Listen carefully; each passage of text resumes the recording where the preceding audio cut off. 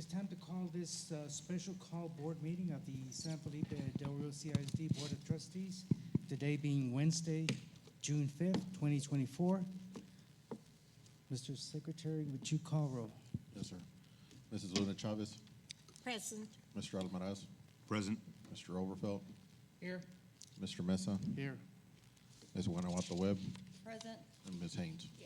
Sir, you have a quorum. Thank you very much. Let the records show that we do have a quorum of board members and that this meeting has been duly called in accordance with the Texas Open Meetings Act, Texas Government Code, Chapter 551. This time we will have opening ceremonies, first with a moment of silence for personal reflection, followed by the Pledge of Allegiance. Please stand.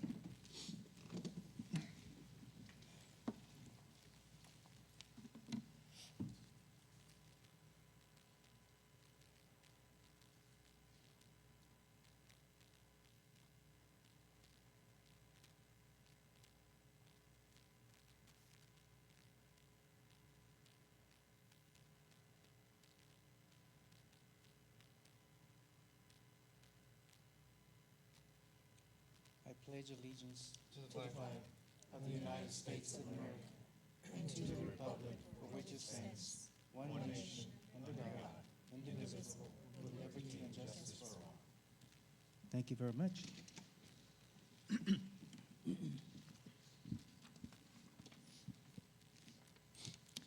have any citizens to be here?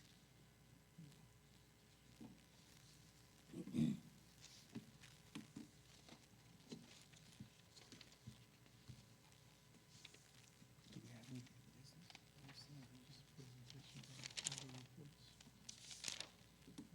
Okay, we have a report, item 8 on your agenda, 2024-2025, defiance, or defeasance update, not defiance.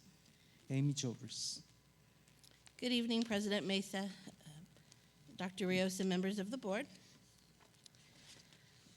As part of our 2024-2025 debt service budget, the district currently has an opportunity for a defeasance or an early payment of a portion of our outstanding debt. This would allow us to allow the district to keep our INS tax rate constant, which is currently the 0.1877 cents, and would allow us to pay down in advance some of our outstanding bond debt. It would also allow us to reap savings for the interest costs. We have worked with our bond counsel and our financial advisors to identify the bond series that we would like to defease, and that series is our Unlimited Tax Refunding Bonds Series 2015. Oh, sorry, I didn't. Sorry. This is the Series 2015.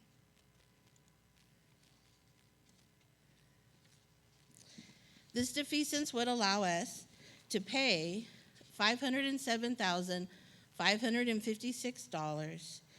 That would represent $555,500 of principal and interest payments, which would result in a debt service savings to the district of approximately $47,944.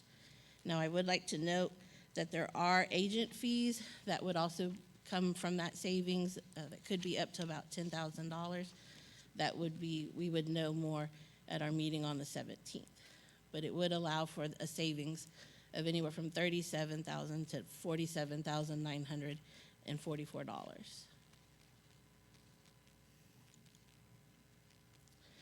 So in order to do this, the steps that would be required would be at the Monday, June 17th, 2024, at our board meeting. We would provide a review schedule of the events, a plan of finance, and approve an escrow and defeasance resolution that is being prepared or will be prepared by our bond counsel. Then, around February 2025, we would then solicit bids, structure, size, and verify the defeasance escrow. And then later in the month of February, we would then issue the actual securities for the defeasance and do the payoff at that time. all the information I have. Questions from board members? Amy, when did we hadn't heard about this before. Dr. Rios? Mr. Mesa, members of the board, during the months of March and April, we sent continuous board updates so that the board would have prior information leading to this. I know it's been a while, but we talked about this defeasance with the purpose of paying off bond debt. So for example, we would, if the board approves doing this, we would put one bond behind us and then the following year continue with the defeasance plan and put two other bond series behind us to then give the community, should they elect to do so, consider other capital improvements at the same tax rate. But we did discuss it. We did discuss it before. So we're saving $10,000. Is that what it is? No, sir. We're saving possibly $40,000 to $50,000, but out of that savings, it might be $10,000 in fees that we end up paying for it. In fees, you mean for early payment or what? No, the No, they're, consultants that put this together. Consultant.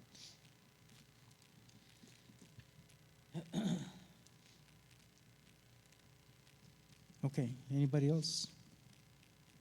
Then thank you very much. Yes, sir. Dr. Rios? So again, for anybody who has any more questions, this wouldn't come for a vote for another week and a half. Any questions or any review that you want to further consider, we could definitely have that discussion. Well, it just, during the budget process, we didn't hear too much about this. And I just wonder why so late in the game. I mean, June 17th is right around the corner. That is correct, sir. We had not talked about it during this budget process. Okay.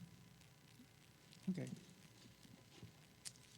All right, the time is 6:09. There's no other business. We're down to item 17.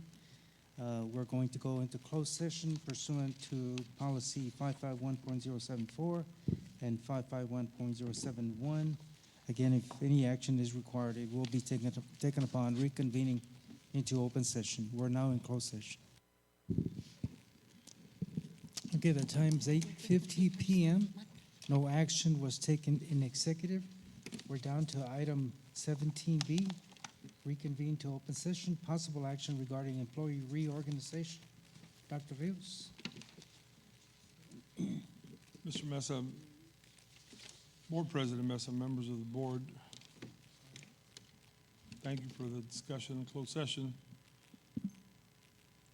It is a recommendation of the administration, as discussed in closed session, that the Board of Trustees approve the personnel reorganization in an effort to reduce the deficit in the following manner. Reduce cabinet from 5 positions to 2 positions. Reduce Del Rio Middle School from 2 principals to 1 principal. Reduce early college high school by removing the assistant principal there, reassigning the assistant principal. Reducing 1 dean of instruction at Del Rio Middle School. Reducing 4 out of 7 librarians, remaining 3 librarians to share campus duties. Reduce 7 fine arts teachers. Reduce 1 technology coordinator. Remove the licensed school psychologist from the local budget to federal budget. Reduce the PEAMS TSD coordinator. Reduce the federal programs coordinator from the local budget. Eliminate 2 HVAC positions. It is further recommended that the displaced individuals be transitioned into available positions or vacancies throughout the district. It is further recommended that if funding becomes available through legislative action, that the librarians be transitioned back to librarian positions, and that the fine arts positions also be returned to fine arts positions if the legislative action makes funding available. Thank you, sir. You've heard the recommendation. Is there a motion for approval? Motion made by Mrs. Webb. All those in favor? Second. Oh, second? Sorry? Second? Call for a roll call vote. Okay. Seconded by Mrs. Becky Chavez. And we'll do a roll call vote. Mrs. Webb? Favor. Okay. Amy Haynes? Nay. Mr. Galindo? In favor. Myself, in favor. Mr. Orfeld? In favor. In favor. Okay, Mr. Almaraz? Abstain. Abstain. Becky Chavez? In favor. In favor. Sir, did you count that? Yes, sir. 5-1. 5, 1, and 1. Motion passes. There's no other, I just want to say that it's been a very difficult decision for board members to make. This is something that came about as a result of no additional funding from the last legislative session. It was very difficult. Discussion was absolutely difficult.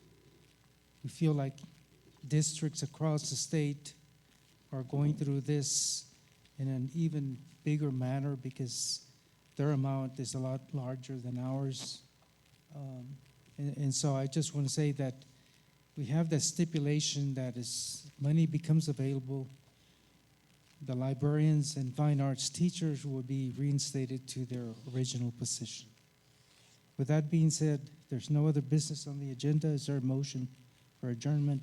Motion made by Mr. Galindo, seconded by Mrs. Webb. All those in favor? Okay, we are adjourned. Thank you and good night, everyone.